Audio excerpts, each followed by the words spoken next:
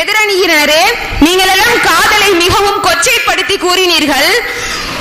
பெற்றோர்களால் நிச்சயிக்கப்பட்ட திருமணத்தில் நீங்கள் உங்கள் மனைவியை நேசிப்பது இல்லையா?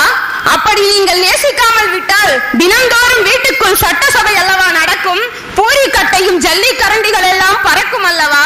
நீங்கள் உங்கள் மனைவியின் மீது உள்ள காதலால் தானே கடைசி வரை உங்களது வாழ்க்கை ஓடுகின்றது.